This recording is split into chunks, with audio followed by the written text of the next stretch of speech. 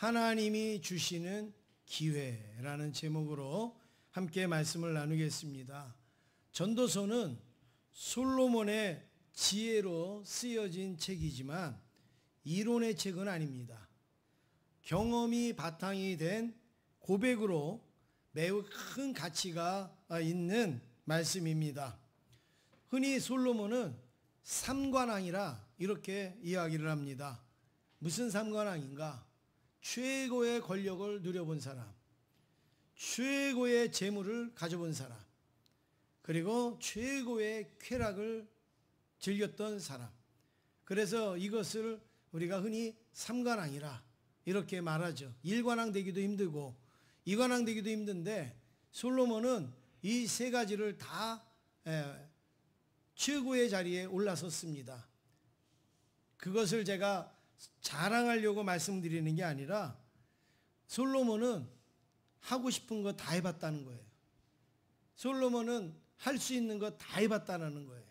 그냥 책상에 앉아서 이건 이렇고 저렇고 그렇게 말만 하는 사람이 아니라 모든 물질도 경험을 해보고 권력도 경험을 해보고 놀고 즐기는 것도 다 경험을 해본 그런 왕이었다라는 걸 말씀을 드리는 거죠.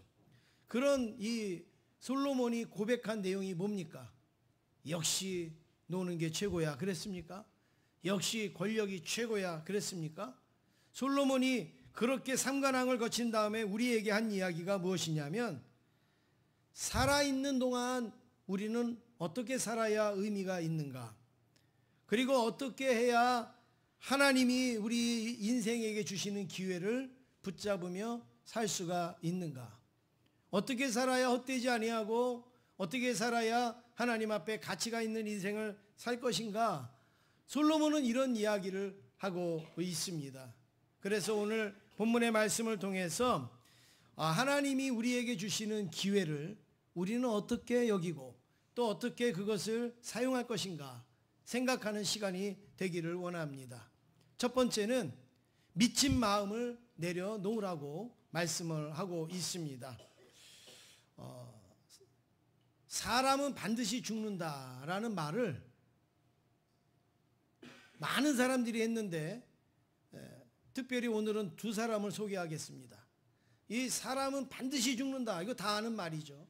그런데 이 말을 한 사람이 있는데 누가 있느냐면 바로 미국 건국의 아버지라고 하고 그리고 $100짜리 지폐에 그 얼굴이 이렇게 나와 있는 그 벤자민 플랭클린이라는 이 사람이 사람은 반드시 죽는다 이런 이야기를 했습니다. 그리고 이 사람은 책을 많이 썼고 그 책을 쓸 때 그 서문에다가 꼭 빠뜨리지 않고 쓴 말이 바로 사람은 반드시 죽는다라는 말을 썼다고 합니다. 사람은 반드시 죽는다. 그 의미가 무엇이냐면 낭비하지 말라는 거죠. 시간을 낭비하지 말라. 항상 사람에게는 기회가 있는 게 아니다. 시간이 나에게 주어졌을 때 그것을 선용을 해라. 그래서 사람은 반드시 죽는다라는 거. 낭비하지 말고 시간을 허비하지 말라. 그래서 그렇게 쓴 거예요. 그리고 또 한 사람은 누가 그런 말을 했느냐?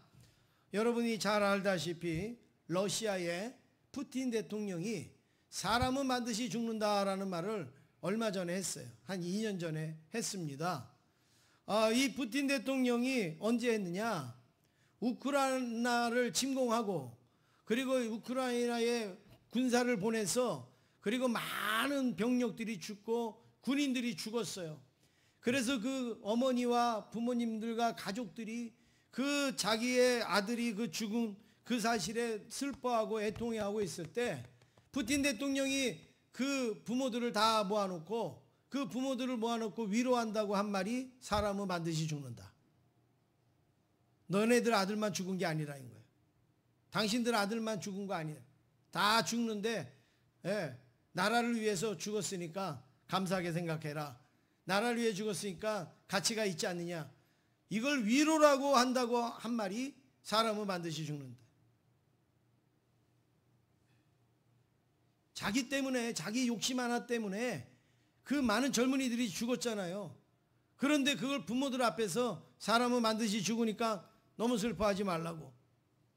그런데 왜 자기는 도망 다닙니까? 그런데 왜 자기는 살겠다고 그렇게 숨어 지냅니까? 반드시 죽으면 자기도 총 들고 나가서 싸워야 될 거 아니에요. 너무 무책임하고 아주 잔인한 말을 한 것입니다. 사람이 죽는다라는 말이 너무 당연하지만, 사람은 죽는다, 이거 너무나 당연한 말이지만 실상 사람들은 이 죽음을 받아들이기가 어려운 거예요. 예, 죽음을 감당하기가 힘든 거예요.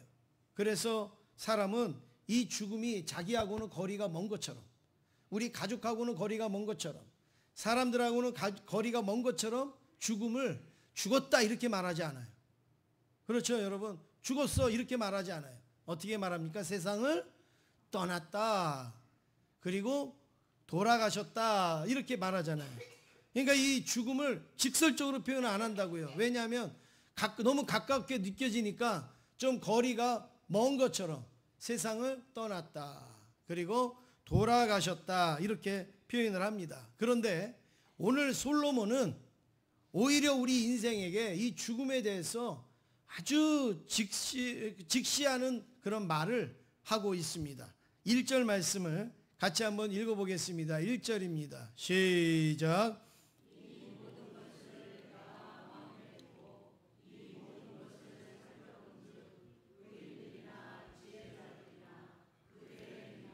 모두 다 하나님의 손안에 있으니 사랑을 받을는지 미움을 받을는지 사람이 알지 못하는 것은 모두 그들의 미래의 일들임이니라. 예, 여기 지금 지혜를 의인들이나 지혜자들이나 그들의 행위나 모두 다 어디에 있다고요? 하나님의 손안에 있다는 거예요. 여기 하나님의 손안에 있다라는 것은 우리가 결정하는 게 아니라 하나님이 결정하신다. 우리의 인생을, 우리의 시작도 우리의 결과도 누가 결정하시는가? 하나님이 결정하신다라고 말하고 있어요. 그래서 여기 사람이 죽고 사는 것은 하나님의 주권 하에 있는 것인데, 사람이 언제 생명이 시작하는지 아세요? 여러분은 언제 태어난지 아시죠? 근데 그 태어날지를 아셨어요? 몰랐잖아요. 그렇죠? 언제 죽은지는 알아요. 근데 그분이 언제 죽을지는 우리는 모르는 거죠. 고작 우리가 안다라는 건 뭐예요? 태어나서 보니까 나 태어났구나. 고작 우리가 아는 게 뭐예요? 왜 우리가 이 세상을 떠난 다음에 죽었고 생명이 끝났구나 이렇게 아는 것이지, 우리가 태어날 것을 알기를 하고 죽을 것을 안다, 여러분 그러지 못하는 존재. 왜냐하면 그건 하나님의 주권이기 때문에, 하나님의 손안에 있기 때문에 우리는 알 수가 없습니다. 그런데 그럼에도 불구하고 우리는 죽는다라는 사실을 자꾸 잊어버려요. 죽을 수 있다라는 사실을 잊어버려요. 어제도 살았으니까 오늘도 살고, 오늘도 살았으니까 언제도 살아요? 내일도 살고, 또 그렇게 1년도 살고 5년도 살고, 이렇게 우리는 생각을 해요. 막연하게 생각을 해요. 그런데 우리가 꼭 기억해야 될 거는, 우리가 어느 순간에 태어난 것처럼 우리가 어느 순간에 우리는 우리의 생명이 끝난다라는 사실을 우리는 기억을 해야 오늘 솔로몬이 우리에게 무슨 말을 하는지 우리는 알 수가 있습니다. 지난주에는 저희 교회 장로님들과 몇 번 가서 또 위로도 하고 격려도 하고 같이 기도도 하고 치료비도 드리고 했던 그 우리 목사님 한 분이 하나님의 부르심을 받았습니다. 여러분이 아시는 것처럼 금왕에 있는 푸른숲 교회 김진수 목사님이 이제 하나님의 부르심을 받았는데, 그 김진수 목사님은 30년 전부터 저랑 같이 같은 학교에서 공부를 했었습니다. 학년은 좀 달랐지만 공부했었고, 그리고 또 우리 충북 동로에 오니까 여기에서 만나서 목사 안수를 같이 같은 날 같은 장소에서 목사 안수를 받았습니다. 그래서 개인적으로 그렇게 친밀하지는 않았지만 그래도 항상 우리는 같이 공부했던 사람, 그리고 같이 목사 안수 받은 사람, 이런 어떤 그 동질감이 있었어요. 노예에서 만나거나 이렇게 할 때 그런 마음이 늘 있어서 든든하고, 그리고 또 좀 어려운 일 있으면 도와주기도 쉽고 그런 마음이 있었습니다. 그런데 한 2년 전서부터 암투병을 이렇게 계속 하다가 이번에 이제 저는 아무 소식이 없어서 좋아지나 보다 이렇게 생각을 했는데 하나님의 부르심을 받아서 장례를 마치고 왔습니다. 이게 인간의 한계입니다. 이게 사람의 한계입니다. 그분만 그런 한계가 있는 게 아니라 오늘 저도 여러분도 전부 다 우리는 그 한계 속에 우리는 지내게 돼 있습니다. 이거를 우리가 인식을 해야 되는데 이거를 생각 안 하고 자꾸 영원히 있을 거라고 생각하는 거예요. 자꾸 죽음이 오지 않을 거라고 생각을 해요. 그러기 때문에 우리는 당황하고 힘들어지고 어려울 수가 있습니다.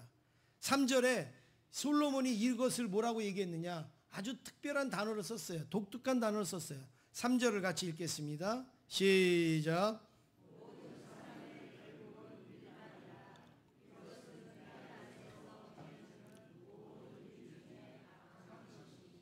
곧 인생의 마음에는 악이 가득하여 그들의 평생에 미친 마음을 품고 있다가 후에는 죽은 자들에게로 돌아가는 것이라.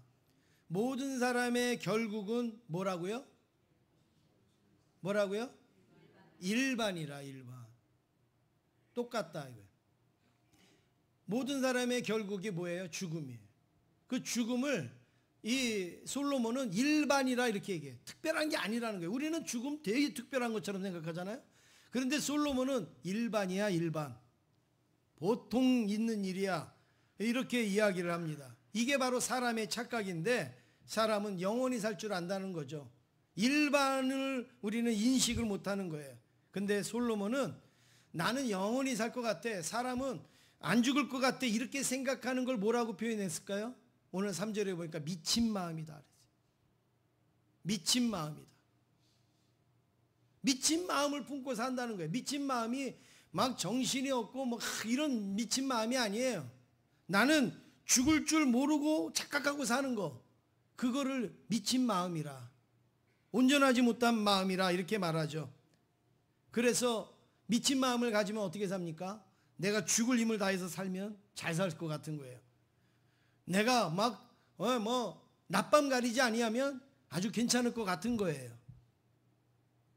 그런데 여러분, 다 일반으로 그렇게 죽음 앞에서는 우리가 후회하게 되는 것이죠. 그렇기 때문에 하나님은 우리 인생에게 순간순간 마지막을 기억하도록, 마지막을 인식하도록 순간순간 우리에게 깨달음을 주십니다. 그리고 우리에게 힌트를 주십니다. 그리고 때로는 사인도 주십니다. 아, 그래, 우리는 죽을 수 있지. 우리에게는 죽음이 있지. 나도 죽음이 오겠지. 이런 것을 하나님께서 깨닫게 하시는 거예요. 그리고 알게 하시는 거예요. 그래야 우리가 가지고 있는 미친 마음을 내려놓는 거예요. 그래야 미친 마음을 붙들고 살지 않는 거예요. 우리는 하나님의 손에 있고, 하나님의 손에 있는 우리는 하나님의 주권하에서 살기도 하고 죽기도 한다. 이 마음을 가질 때에 우리는 미친 마음을 내려놓고 하나님을 의지하면서 살아갈 수 있고, 그럴 때 하나님은 우리에게 사는 동안에 하나님이 우리에게 기회를 주신다라는 말씀입니다. 옆에 있는 분하고 우리 한번 인사하시겠습니다. 미친 마음을 내려놓으시죠? 한번 인사하겠습니다. 예. 두 번째는 하나님께서 주시는 기회입니다. 그러면 하나님이 우리가 미친 마음을 내려놓으면 기회를 주신다고 그랬는데, 하나님이 어떤 기회를 주시는가? 사람이 말할 때 시간이라는 단어 있고요, 뭐 때라는 게 있잖아. 아직 때가 아니야, 뭐 아직 시간이 아니야, 우리 이렇게 말할 때 헬라어에서는 두 가지로 표현합니다. 우리 한국말에는 예를 들어서 사랑 그러면 그냥 우리는 사랑이지만, 이 헬라어나 뭐 히브리어나 이런 데는 어때요? 사랑도 신을 사랑할 때 쓰는 단어가 따로 있고 부모님을 사랑할 때 쓰는 단어가 따로 있고 친구끼리 사랑할 때 쓰는 단어, 연인끼리 쓸 때 사랑하는 단어가 다르게 있잖아요. 마찬가지로 이렇게 이 시간이라는 단어도 크게 두 가지로 나뉘어집니다. 하나는 뭐냐면 크로노스 이렇게 말해요. 하나는 크로노스, 또 하나는 뭐라 그래요? 카이로스. 시간 그러는데 우리는 똑같이 시간 하지만 저들은 크로노스라는 시간이 있고 카이로스라는 시간이 있습니다. 사실은 이거를 우리가 짧은 시간에 제가 설명한다는 건 굉장히 어려운 거예요. 또 깊은 내용이 있어요. 근데 우리가 그렇게까지는 알 건 없고요. 아주 제가 핵심적인 것만 말씀드리면 크로노스는 객관적인 시간입니다. 객관적인 시간. 누구나가 다 똑같이 느끼는 시간이에요. 오늘이 며칠이죠? 오늘이 며칠이죠? 예, 6월 9일. 이건 다 우리가 지금 똑같이 누리는 크로노스예요. 6월 9일. 이거는 뭐 다 똑같아요. 똑같이 저한테도 24시간, 여러분한테도 24시간. 뭐 오늘 저한테도 맑은 날씨, 여러분한테도 맑은 날씨. 이게 크로노스예요. 객관적인 거예요. 그 다음에 카이로스는 뭐냐? 무슨 시간일 것 같아요? 아까 객관적인 시간 그러면 뭐가 나와야 돼요? 예, 주관적인, 이제 그 정도 센스는 있을 때가 되지 않았어요? 예. 객관적인데 그런데 뭐 합리적인 시간 뭐 이렇게는 말 안 할 거 아니에요. 그죠? 예. 주관적인 시간이에요. 카이로스는 주관적인 시간. 주관적인 시간은 뭐냐면 나만의 시간이에요. 나만 알 수 있는 시간. 나에게만 그 특별한 시간. 나만 가지는 의미가 있는 그 시간. 예를 들어서 이런 거예요. 2월 24일. 여러분한테는 별일 아니죠. 제가 태어난 날이에요. 그래서 저한테는 특별한 날이에요. 이게 주관적인 시간, 카이로스. 또 6월 29일. 여러분 무슨 날이에요? 제가 군대에 입대한 날. 여러분은 전혀 관계가 없지만 저는요, 남자는요, 결혼기념일은 잊어버려도 군대에 입대한 날은 안 잊어버릴걸요. 그만큼 특별한 날이에요. 그래서 이걸 어떤 시간이라고 해요? 카이로스라 말을 하는데 우리 교회에도 카이로스가 있죠. 누구나가 다 그날이지만 우리 교회에 2007년 12월 15일 뭐예요? 예, 교회 설립 예배 드린 날이죠. 그러니까 이 날은 다른 사람들은 다 그날이 그날이에요. 그러나 우리에게는 특별한 날, 제자교회가 세워지고 하나님 앞에 드려지는 그런 날이었단 말이에요. 그러니까 그날은 모든 사람에게 크로노스의 날이지만 우리에게는 카이로스의 시간을 가져온 거죠. 그렇습니다. 누구에게나 크로노스의 시간은 다 있어요. 그런데 그때 하나님을 만나거나 하나님의 은혜를 경험하거나 그리고 어떤 응답을 받거나 내 삶에 무슨 놀라운 변화가 일어났다.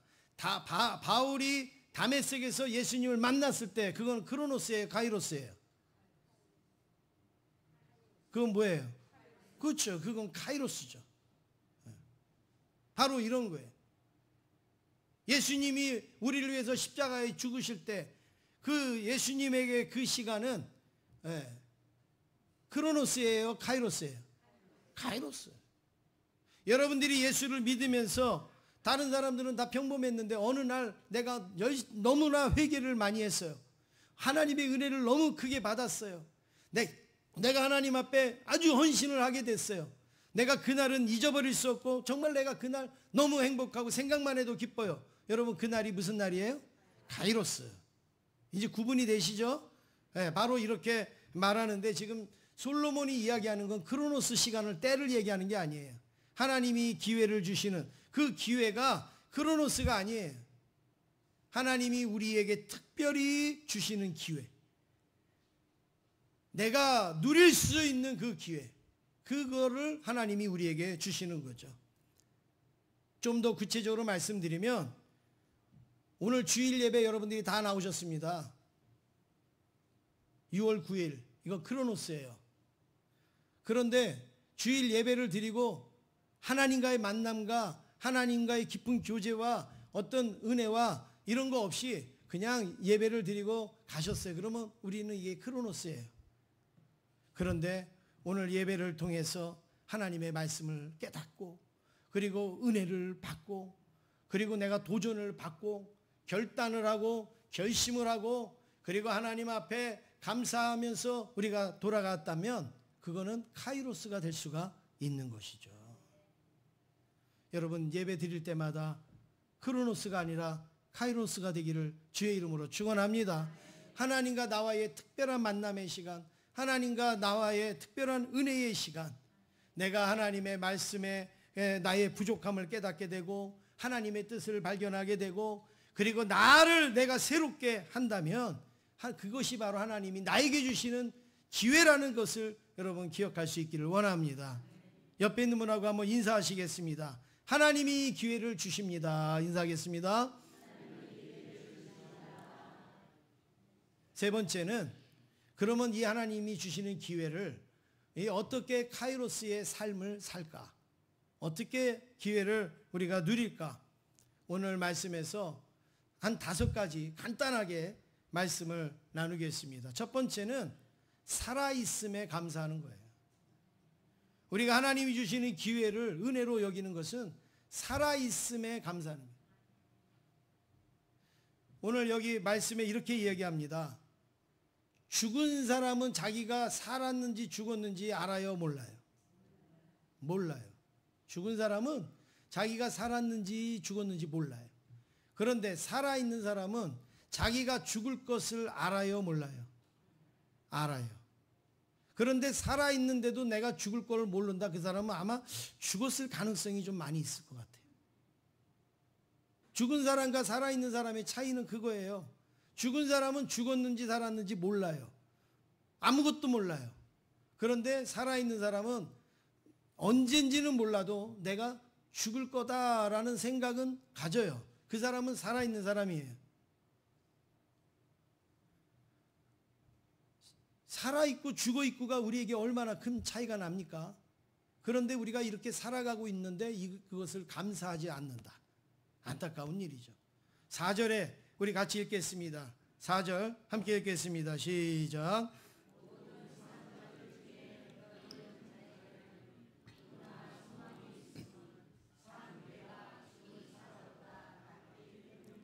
예, 우리가 살아있다면 소망이 있다는 거예요. 자꾸 우리는 사는 것에 대한 소망을 갖지 않고 나는 나이가 많은데 나는 몸이 불편한데 자꾸 우리 이렇게 생각을 해요. 그게 아니라 살아있기 때문에 우리는 소망이 있어요. 그러면서 여기에 아주 유명한 말을 했는데 이 말을 누가 했느냐면요. 오늘 성경에 있는 이 말을 누가 인용을 했느냐면 여러분 우리나라에서 축구 제일 잘하고 유명한 선수가 누구예요? 예, 손흥민 선수. 손흥민 선수 아버지가 인터뷰를 했어요. 인터뷰를 하면서 뭐라고 그랬느냐. 우리 손흥민 선수가 어디 가서 뛰었으면 좋겠어요. 지금 이적하려고 하고 있는데 어디 가서 뛰면 좋겠어요. 그랬더니 손흥민 선수 아버지가 이 말씀을 인용하면서 얘기해요.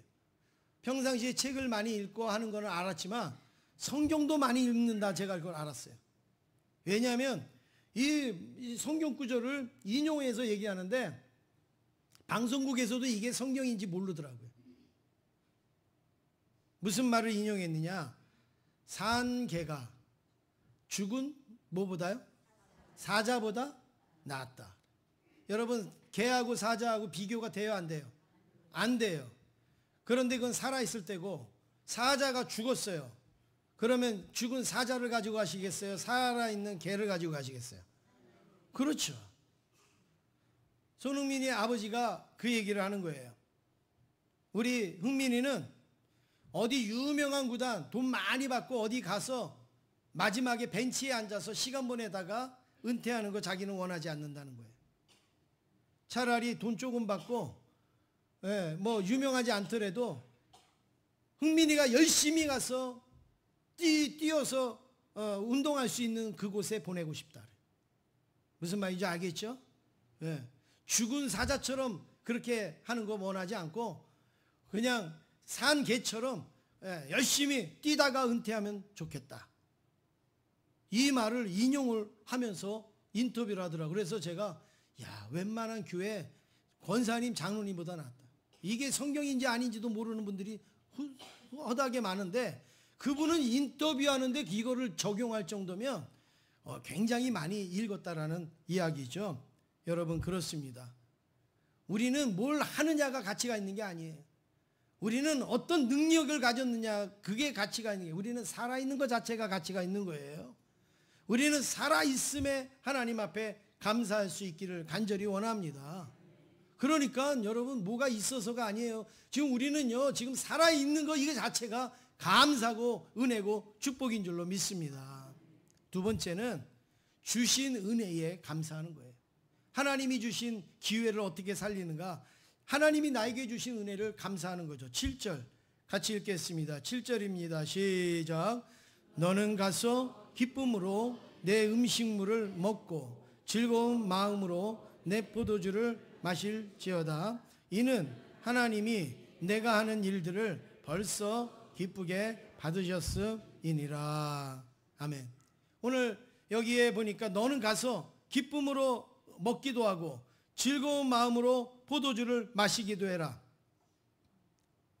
하나님께서 이미 너의 인생을 기쁘게 받으시고 너를 즐겁게 받으시기 때문에 우리는 하나님이 그 베푸신 은혜, 그 먹고 마시고 하면서 우리는 그 하나님 앞에 기쁨을 드릴 것을 말씀하고 있습니다. 그래서 하나님이 우리에게 주신 그 은혜, 이거를 날마다 기억해야 돼요. 그리고 그 은혜를 날마다 하나님 앞에 감사하고 영광을 돌려야 되는 것이죠. 제가 한 30년도 더 됐을 것 같은데요. 여러분, 성수대교 무너진 지가 언제죠? 그 정도 되죠? 한 30년 정도 되겠죠? 그 성수대교 무너진 그 다음 주일날 제가 교회에 탐방을 갔었어요. 그때 전도사 때 이제 좀 좋은 교회라기보다도 부흥하고 뭐 이런 교회를 이렇게 가보고 싶잖아요. 그래서 그때 남서울 교회가 아주 한참 알려지고 그래서 제가 그때 그 교회를 갔었습니다. 가서 예배를 딱 드렸는데 여러분, 그런 교회 가면 막 신나고 축제 같고 막 이럴 거 아니에요? 근데요, 침울한 거예요. 어딘지 모르게 무거워요. 예배 분위기가. 이상하다. 여기 왜 교회가 왜 이렇게 무겁지? 그랬는데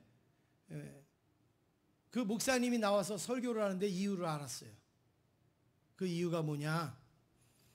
그 전주에 그 교회 청년 하나가 예배 드리려고 성수대교 건너오다 성수대교 폭삭 무너져서 죽은 거예요.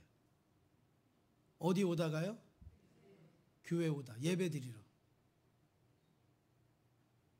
그러니 그 장례를 치르고 나서 그 교회가 얼마나 침통하겠어요. 얼마나 마음이 아프겠어요. 얼마나 힘들겠어요.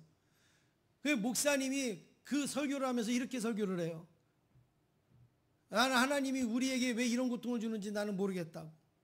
그런데도 하나님께 우리는 다 맡기고 순종합니다. 그 이야기를 하는데 제가 그때 은혜를 받았어요.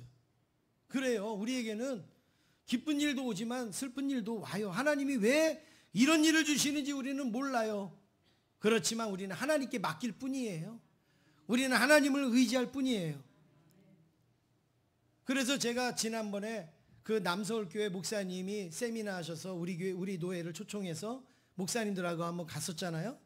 그래서 가서 이야기를 쭉 하면서 목사님한테 제가 그게 궁금해서 그때 그 일이 목사님 그때 진짜 여기 청년이 하나가 그렇게 성수대교 사고로 그렇게 됐죠. 그랬더니 맞다고 그분이 그 얘기를 하더라고요. 그런데 그 다음 얘기는 모르시죠? 이러더는 거예요. 그래서 예 몰라요. 그랬더니 이렇게 얘기하는 거예요.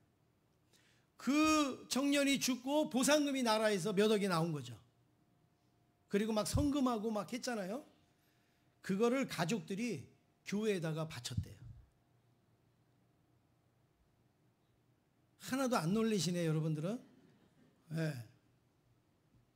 교회 가다가 죽은 것도 억울한데 그 보상금을 교회에다가 드린다는 게 여러분 이게 쉽겠어요?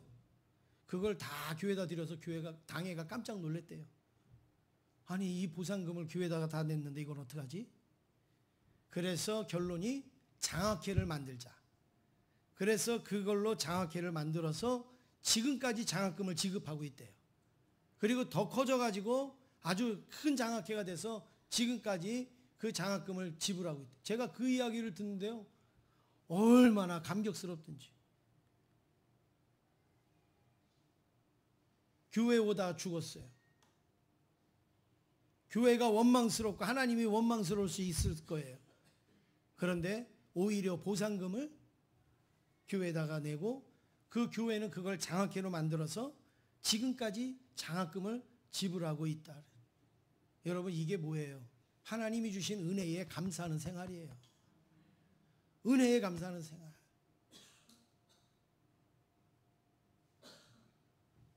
세 번째는 정결하고 깨끗하게 삽니다. 하나님이 주시는 그 기회를 우리가 더럽게 부패하게 살 수는 없잖아요. 정결하고 깨끗하게 살아야 되는데 8절 같이 읽겠습니다. 시작. 내 의복을 항상 희게 하며 내 머리에 향 기름을 그치지 아니하도록 할지니라. 이게 무슨 말씀이냐? 옷을 깨끗하게 입고 다녀라, 예쁘게 하고 다녀라, 그게 아니에요. 하나님 앞에 거룩한 모습, 하나님 앞에 은혜다운 사람처럼 그렇게 살아갈 것을 말씀해 주고 있습니다. 하나님이 은혜를 주셨는데 맨날 우리는 말만 하며 아이고 죽겠어요, 힘들어 죽겠어요, 아파 죽겠어요, 심지어는 배불러 죽겠어요, 잘 살아 죽겠어요, 좋아 죽겠어요. 맨날 우리의 입은요 그렇게 이야기를 하잖아요. 솔로몬이 뭐라고 얘기합니까? 그럴수록 하나님이 우리에게 기회를 주실수록 우리 자신을 정결케 하고, 그리고 우리 자신을 깨끗게 하고, 하나님 앞에 갈 때에 우리가 부족하지 아니하도록 우리 자신을 늘 점검하는 그런 삶을 살 것을 말씀하고 있습니다. 그 다음에 네 번째는 즐겁고 기쁘게 살라, 이렇게 말합니다. 9절에 보니까 내 헛된 평생의 모든 날, 곧 하나님의 해 아래서 내게 주신 모든 헛된 날에 내가 사랑하는 아내와 함께 즐겁게 살지어다. 내가 평생의 해 아래서 수고하고 얻은 내 몫이니라. 이 말씀은 아내하고 사이좋게 지내라, 아내하고 주말마다 어디 놀러 가라, 그런 내용이 아니에요. 하나님이 우리에게 주신 삶 속에서 감사하고 기쁘고 즐겁게 살 것을 말씀을 하는 것이죠. 우리가 하나님 앞에 이 공동체, 제자교회라는 공동체에 와서 예배를 드리면서 이런 기쁨과 이런 감사를 우리가 나눌 수 있지 않겠습니까? 교회는 예배 드리는 곳, 즐기는 곳은 저기 밖에 있고, 그렇지 않아요. 하나님 앞에 예배 드릴 때 기쁨이 있고, 예배 드릴 때 감사가 있고, 주의 일을 할 때 우리가 은혜가 되고 감사가 되고 축복이 되지 않습니까? 네. 어디를 가야지 즐겁고 뭘 해야지 기쁘고 그게 아니잖아요. 하나님이 우리에게 주신 그 은혜를 우리가 누리면서 살 때 이게 전부 다 기쁨이요, 이게 전부 다 즐거움이지 않겠습니까? 다섯 번째는 온 힘을 다해서 살으라. 우리가 남은 기간이 얼마 된지는 모르지만 그동안에 온 힘을 다해서 살으라. 10절 말씀 같이 한번 읽겠습니다. 시작.